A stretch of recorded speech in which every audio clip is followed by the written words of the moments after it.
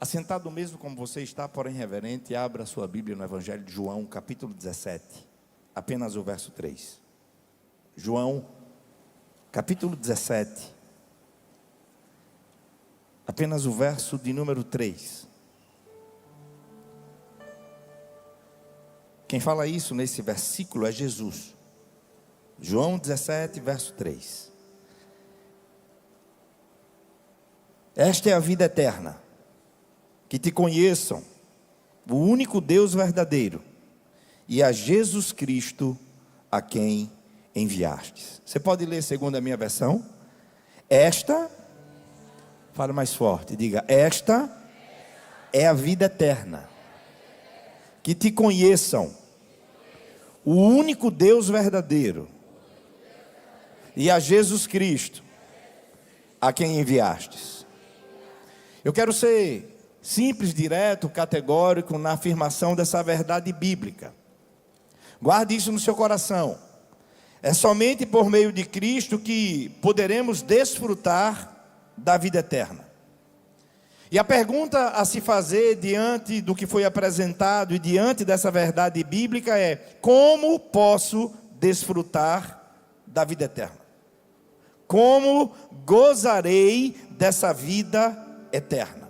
Preste atenção que o que eu vou explanar aqui para você não é um pensamento do pastor Pedro, mas é aquilo que a palavra de Deus nos ensina.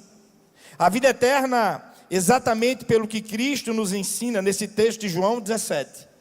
A tão conhecida oração sacerdotal feita por Cristo é que a vida eterna se obtém pelo conhecimento. Repita comigo, a vida eterna se obtém pelo conhecimento. Preste atenção que eu vou concluir a afirmação. O verbo no verso 3 está no presente do subjuntivo, que indica conhecimento crescente.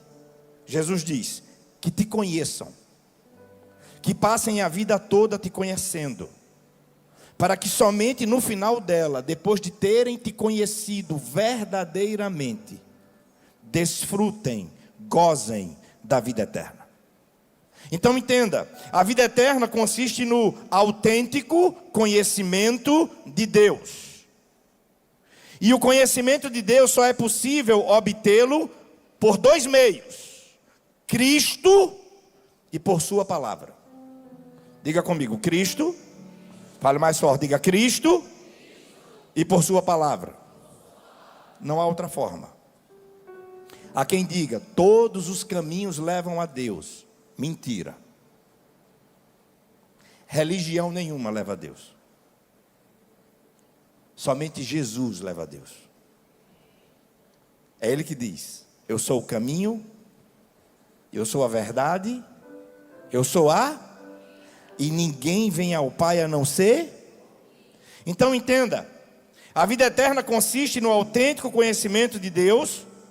E o conhecimento de Deus só é possível obtê-lo por meio de Cristo e da palavra. Não há outra forma. Não esqueça o que vou te dizer agora. Não desfrutaremos da vida eterna se não conhecermos verdadeiramente a Deus aqui nessa terra por meio de Cristo e da sua palavra. Agora escute. Esse conhecimento não é uma simples questão de compreensão intelectual. Esse conhecimento tem a ver com intimidade, relacionamento pessoal com Deus. Através de um relacionamento diário, pessoal com Cristo, abalizado pela sua palavra, guiado pelo seu Espírito, é que a gente no final dessa jornada poderá desfrutar da vida eterna. Entre o pai e o filho há amor mútuo. Entre o pai e o filho que são um, há amor verdadeiro. E somente pelo conhecimento de Deus, qualquer pessoa pode adentrar nesse mistério do amor divino. Em primeiro lugar, amando a Deus. Em segundo lugar, sendo amado por Ele. E se essa experiência for real, eu vou amar o outro. Porque já disse João, Se eu não amo a você que eu vejo, e eu digo que eu amo a Deus a quem não vejo, eu sou um mentiroso. Porque a Bíblia diz que se você ama a Deus, ame também a seu irmão. E não seja seletivo nesse amor. Simplesmente ame. Faça transbordar da sua vida aquilo que Deus tem muito para derramar sobre você. Entre o pai e o filho há amor mútuo. Somente pelo conhecimento de Deus, qualquer pessoa, por meio de Cristo, pode adentrar nesse mistério do amor divino. E quando ele adentra nesse mistério do amor divino, ele ama a Deus acima de tudo e de todos. Quando a gente conhece a Deus, a gente não relega Deus em nossa vida a qualquer posição. Quando o conhecimento é autêntico, não é religioso, Deus ocupa o primeiro lugar na nossa vida. Quando a gente conhece a Deus, a nossa vida é guiada pela seguinte premissa: mais importa agradar a Deus do que aos homens. Lógico, sem fanatismo, com inteligência. Mas a gente não coloca Deus em qualquer lugar. A gente não pensa equivocadamente que o nosso amor para com Deus é apenas conservar bons pensamentos sobre Deus. Não! Jesus pede na palavra uma prova de amor a mim e a você. Se me amais, vocês irão guardar os meus mandamentos. Responda para você. Você ama a Deus? Pense aí, não responda mesmo não. Responda para você. Vou perguntar de novo. Você ama a Deus? Como é que você faz as coisas na sua vida? Conforme a palavra ensina ou não? Você obedece a Deus ou desobedece?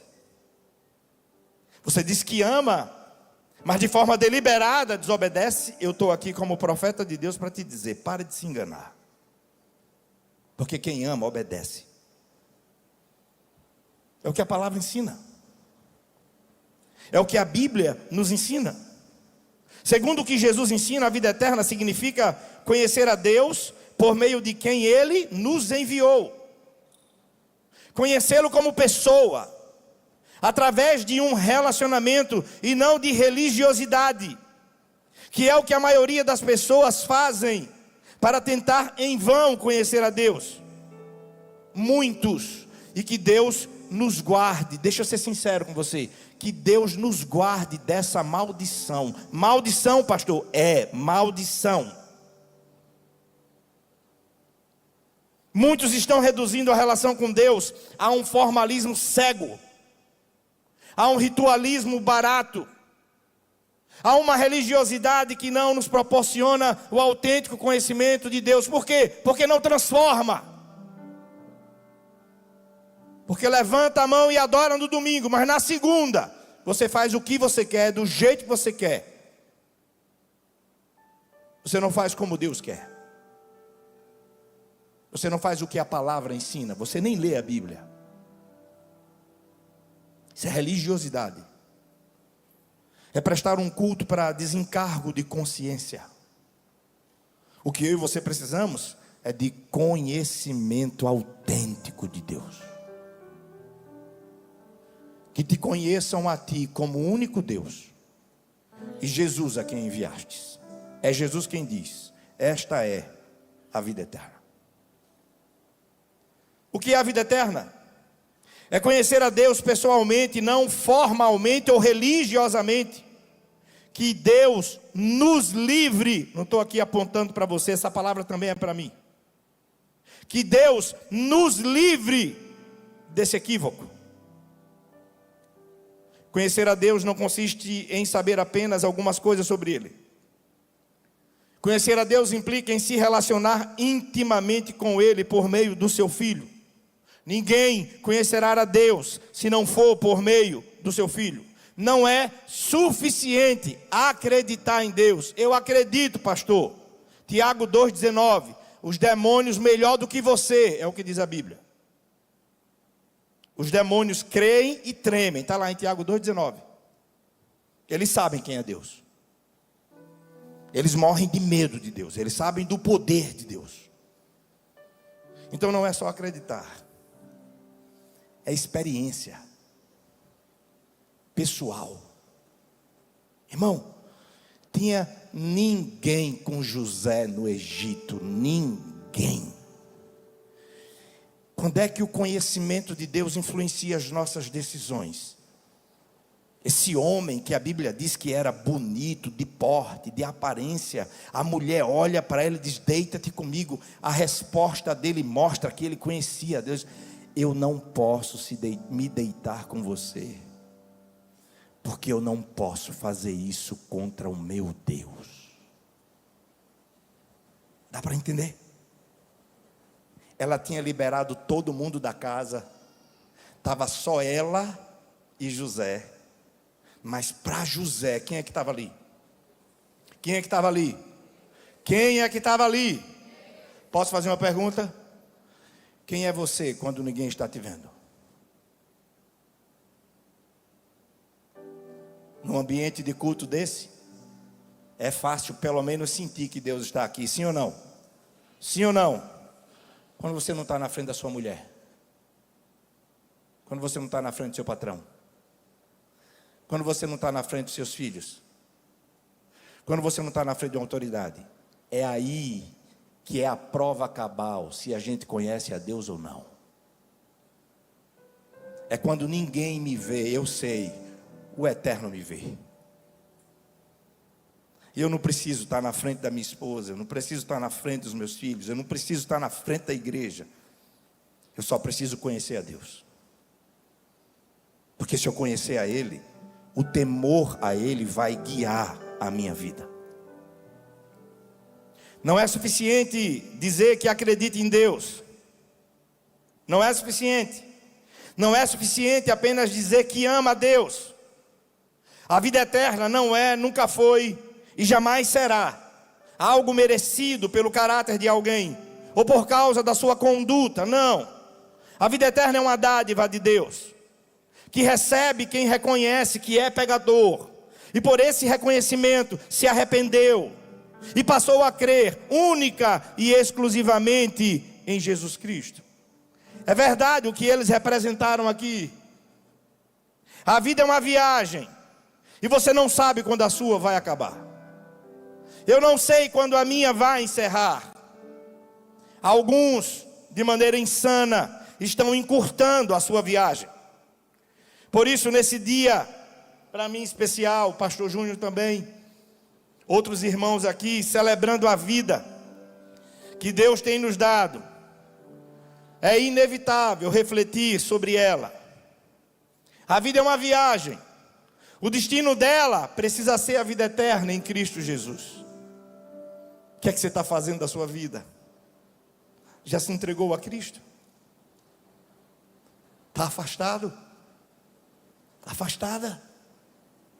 Ainda não voltou para Cristo? Que Deus nos livre da religiosidade. Que Deus nos proporcione uma experiência transformadora, pessoal. Eu quero lhe fazer pensar rapidamente sobre um aspecto da nossa existência. Sobre um fato da nossa vida que aparentemente dizemos e afirmamos que somos conscientes deles, mas que de fato, por meio de nossas atitudes, palavras, ações e reações, mostramos que na verdade não possuímos o mínimo de consciência acerca desse fato. Será que a gente tem vivido consciente de que a nossa vida é passageira? Como uma neblina? Tiago 4,14. Vocês nem sabem o que acontecerá amanhã.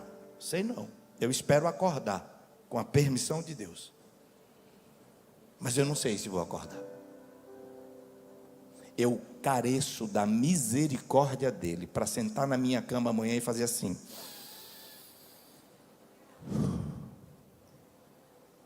E quando sentar dizer: Deus, obrigado por mais um dia. Eu não sei o que esse dia me reserva, mas me dê sabedoria para não desagradar o Senhor. Vai à minha frente, Eu quero seguir na direção do teu Espírito. Salmo 49, verso 12 diz: todavia o homem, apesar de suas riquezas, não permanece. Como os animais, todos perecem. Isaías capítulo 2, verso 22. Parem de confiar no homem, cuja vida não passa de um sopro em suas narinas. Que valor ele tem? Rapidamente, será que temos vivido com base na consciência da nossa finitude? Será que temos aproveitado as oportunidades que Deus nos dá, levando em conta que o que a gente tem para viver é o aqui e agora? Deixa eu te alertar em amor. As pessoas não estarão sempre à sua disposição.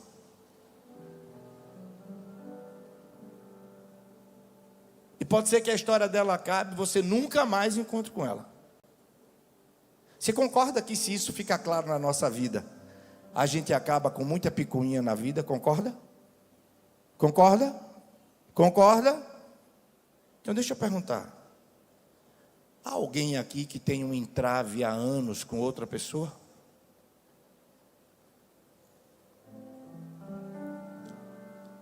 Que tem conseguido a proeza de viver com amargura de alma? Há filhos que não falam com pai, com mãe. Há pais que não falam com filhos. Há irmãos que não se falam.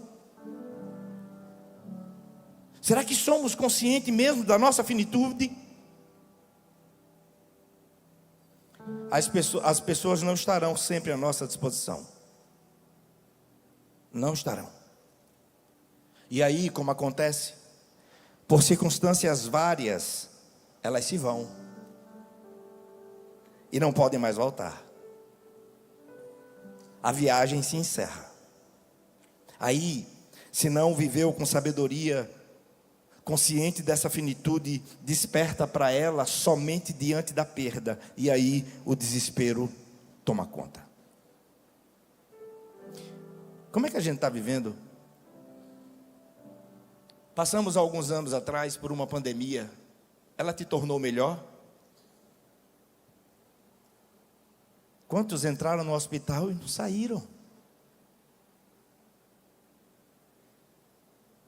Precisamos viver conscientes disso. Você consegue dormir e ainda assim a ira estando latente em seu ser, em seu coração? Quando a Bíblia diz que eu não posso deixar o sol se pôr sobre a nossa ira. Querido, querida, devido à nossa vida breve e frágil, devemos fazer todo o possível para viver em paz e promover a paz na casa, na rua, no trabalho, na igreja, em todos os lugares. Muitos de nós vivemos a vida cometendo um erro terrível. Muitos estão vivendo uma triste dinâmica de vida. Vivem como se nunca fossem morrer. E morrem desesperadas por não ter aprendido a viver como deveriam. Você já aprendeu a viver? Qual é a tua escala de valor? O que é que está em primeiro lugar na tua vida? Deixa eu te dizer, Deus tem que estar em primeiro lugar na sua vida. Deixa eu te dizer, depois de Deus, não é o seu trabalho. Depois de Deus, é a sua família. Depois da sua família, é o seu trabalho. É o que a palavra ensina. É assim que a nossa vida precisa acontecer. Você precisa tomar cuidado, e eu estou aqui para exortar você em amor. Você tem alguma pendência com alguém? Algum problema de ordem familiar que já deveria ter sido resolvido, e devido às suas razões não foi resolvido?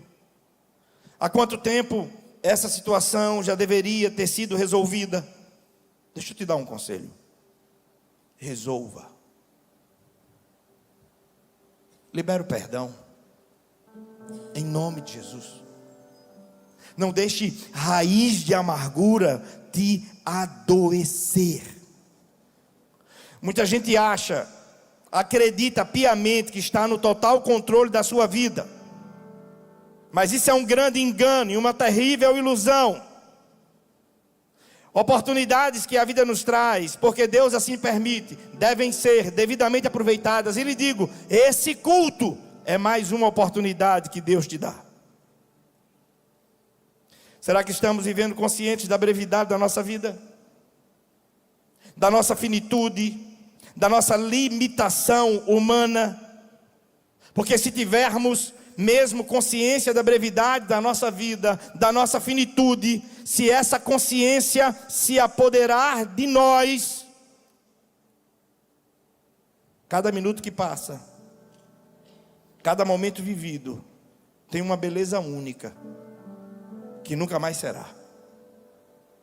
É um momento a menos em nossa vida, que não volta nunca mais. Se essa consciência se apoderar de nós, a nossa visão sobre o mundo e sobre as pessoas será outra. Se fôssemos realmente conscientes disso, a mesquinharia, a ruindade, a arrogância, o orgulho, a inveja e outros males diminuiriam consideravelmente em nossa vida. Se fôssemos de fato conscientes quanto a essa questão, abriríamos mão de determinadas coisas para ter paz, principalmente dentro de casa. Concorda comigo? Amém? Se fôssemos realmente conscientes dessa verdade, promoveríamos paz a qualquer custo. Qualquer custo. Eu creio que todo mundo aqui já teve uma experiência dessa, de valorizar somente quando perde ou quando estamos em face de perder. A sabedoria do Senhor é essencial para a nossa vida, porque ela vai nos ensinar a viver de forma intensa, aproveitando cada oportunidade na presença de Deus, para não ser assolado por um sentimento de culpa terrível, por não ter aproveitado a vida e as pessoas como elas deveriam ser aproveitadas. Conscientes dessa brevidade da nossa vida, fica aqui um conselho para mim e para você. Se a vida é tão breve, se as pessoas hoje estão conosco, amanhã pode não mais estar. Por onde você for, com quem você se encontrar, com quem cruzar o caminho da sua vida, faça o bem, abençoe, até quem lhe prejudicou. Amontoe brasas vivas na cabeça dele e dela. Mas me prejudicou. Se tem a oportunidade de abençoar, abençoe.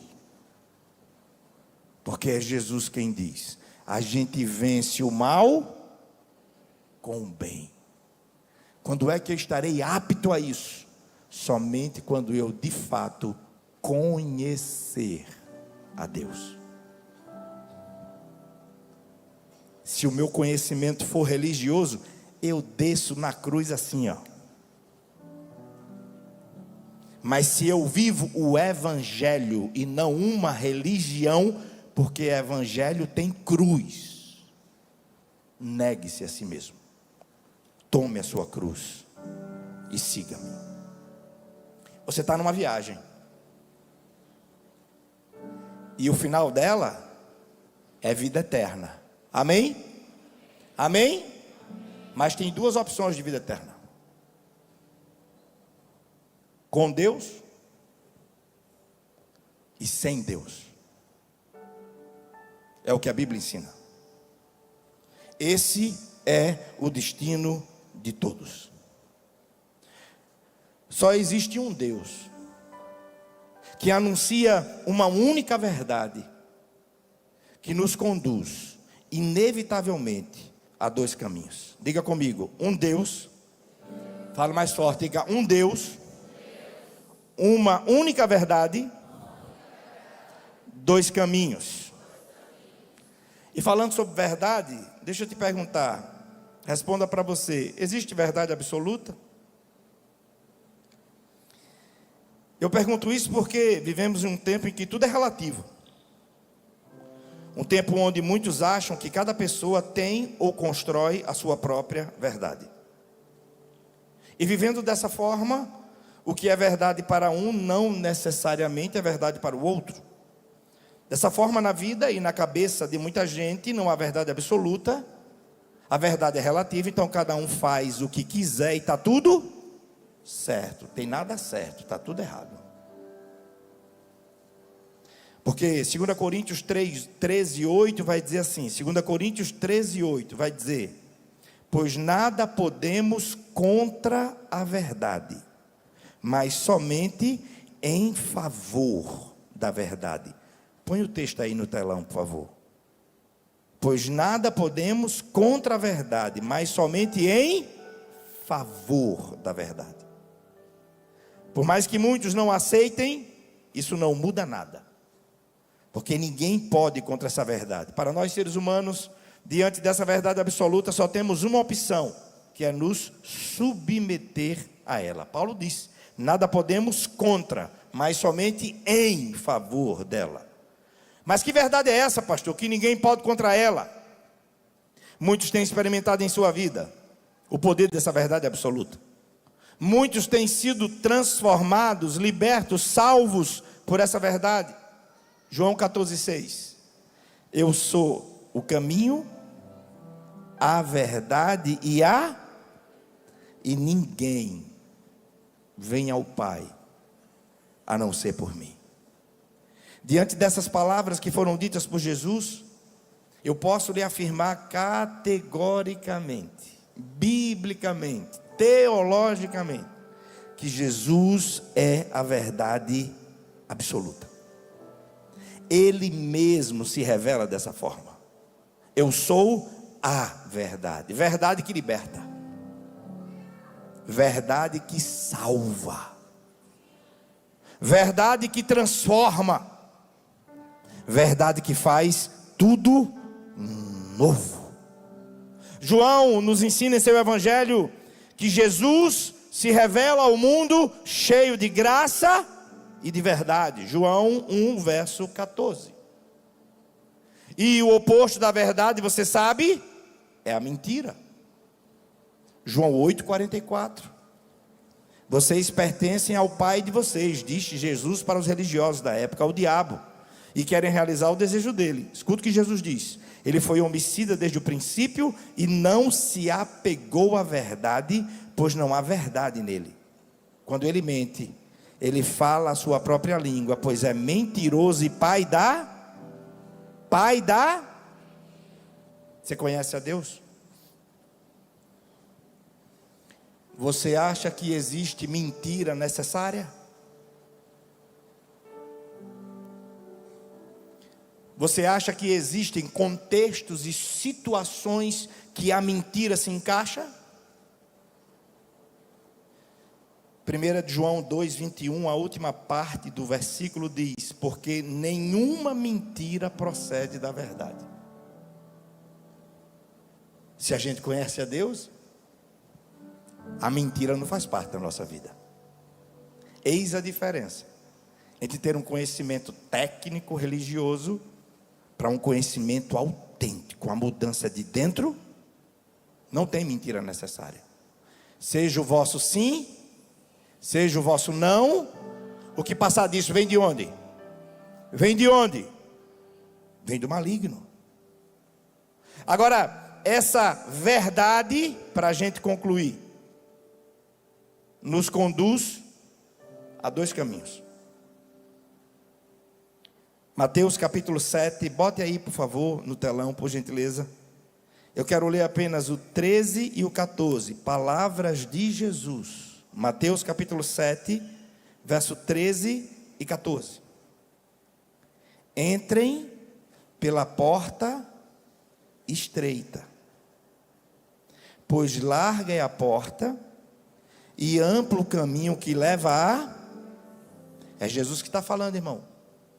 e são muitos os que entram por ela.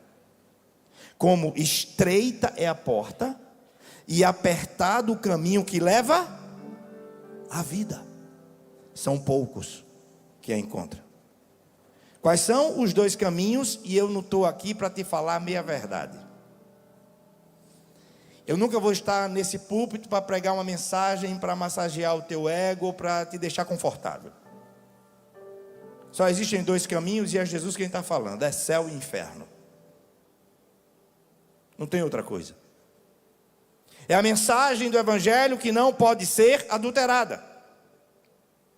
Um caminho amplo que leva à perdição, o caminho apertado que leva à vida.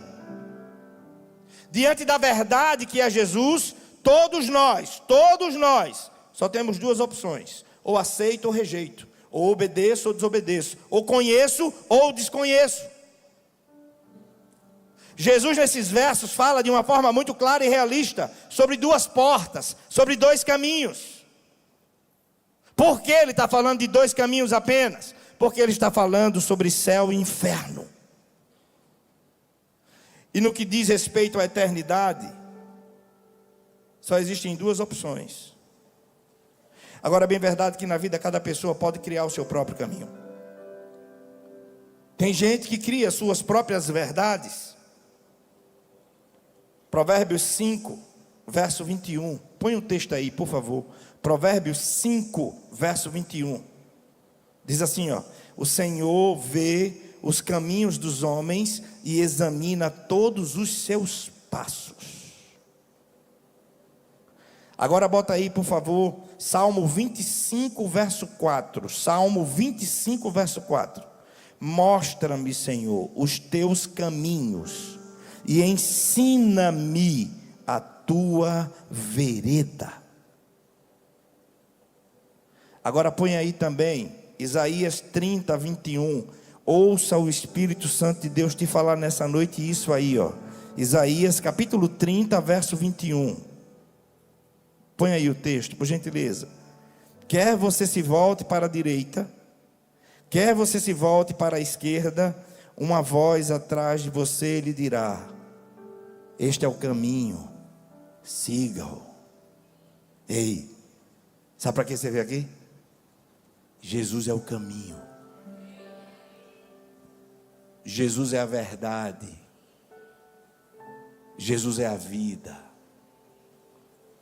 Pegou um atalho, mas peguei o atalho, pastor, passei, mas pegou o atalho, saiu do caminho.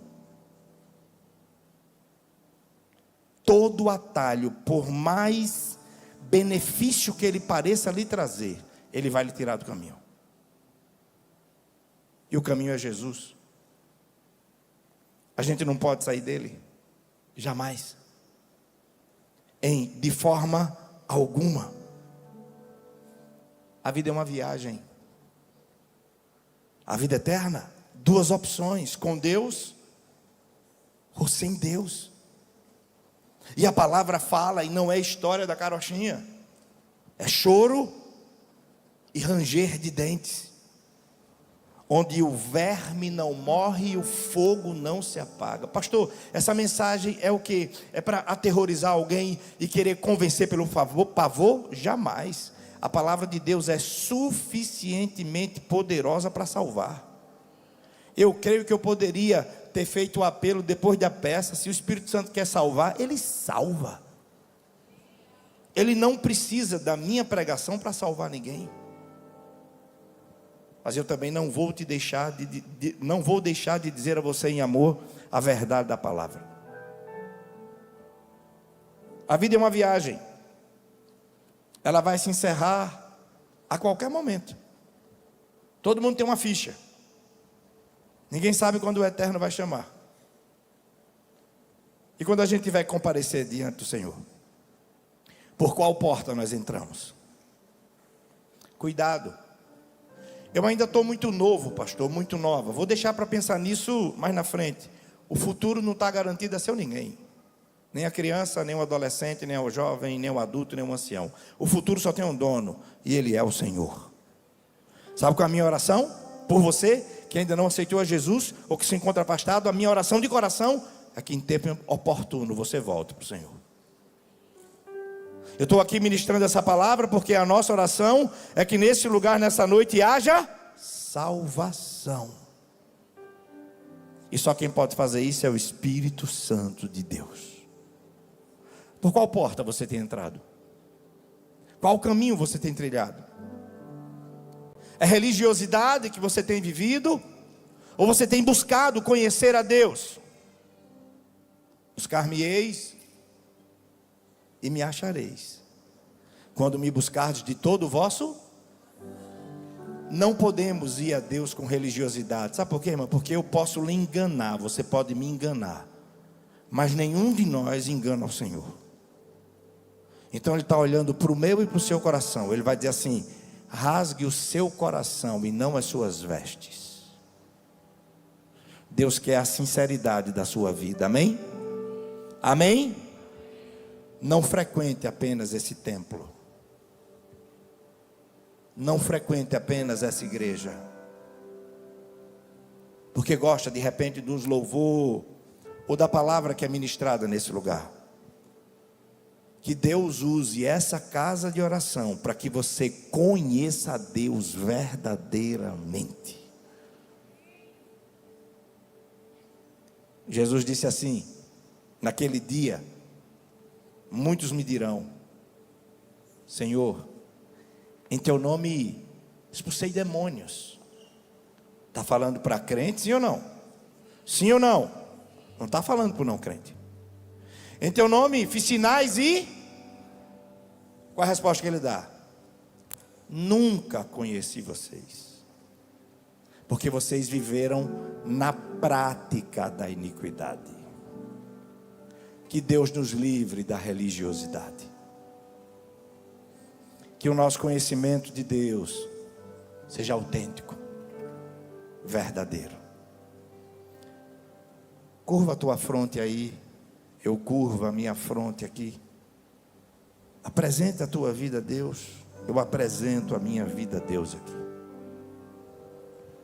Ao findar o labor desta vida,